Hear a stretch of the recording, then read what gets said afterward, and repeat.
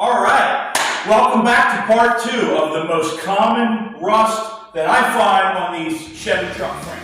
In part 1, I went over the most common rusted areas, but I forgot one. These rear spring hangers, if you look right up underneath on the back side, there's this 90-degree bracket that keeps them from flexing. It's real common for these to be trashed. Stuff gets in behind them, rusts them out, and they're just no good anymore. These are pretty simple to replace. As you can see, there's not much to them. You can get new ones online or just make them yourself. When you pop these spring hangers off, a lot of times there'll be a thin spot in here behind them. Stuff gets in between there and it rusts it out. You want to cut those pieces out, make yourself a new piece, weld it in, both sides, grind it smooth. That way when you coat it, it's nice and strong, just like original. You won't have any problems with it. I got the original rear cross member and trailer hitch removed. Just knocked the rivets out, they come right out. Cleaned up the frame real good. Got it at your primed and coated with POR 15, so the new stuff is in the box. Brand new Dorman rear cross member, ready to go back in with its last 5 Kurt trailer hitch, ready to go back in with grade 8 nuts and bolts.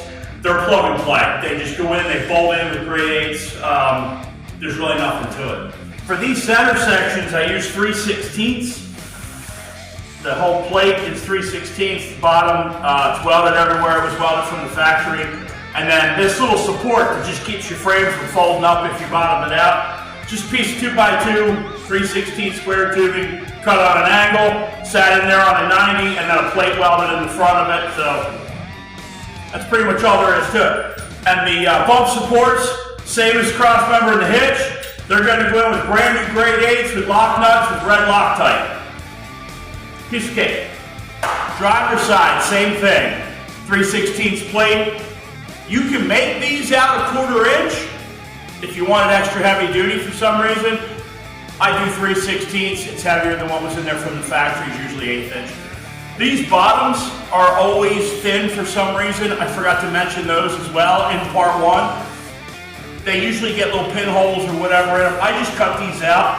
I make a piece of 1/8 inch or 3/16, curve it, roll it around the bottom, weld it right where the factory welded them, and it makes this piece a lot nicer, a lot stronger. And then you can tie it into your cross member plate as well. Then this is all reinforced. It looks really nice. Here's where the bump stop goes.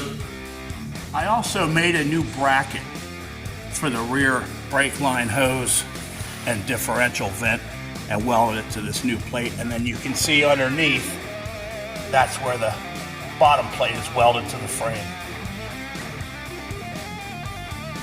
And here's that plate on the passenger side. Like I said, it's curved this way and it's rolled this way and then welded underneath where the factory one was welded as well. And then underneath you can see where that plate also is welded, where the factory plate was welded.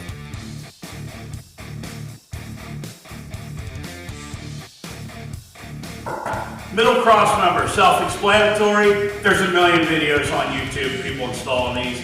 They come with these support plates. I like using them, it strengthens the whole thing. And these are actually made out of 3/16. They're a little thicker than what was in there from the factory. These will outlive the rest of the truck without a problem. Forward bed mounts. These are just 1/4 wall, 2x2 square tubing, piece of 1/4 inch plate at the top.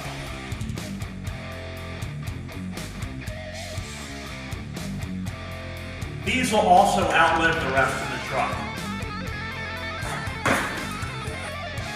Oh, and the new tank straps. These are cheap, thick, really good replacements. That's pretty much everything.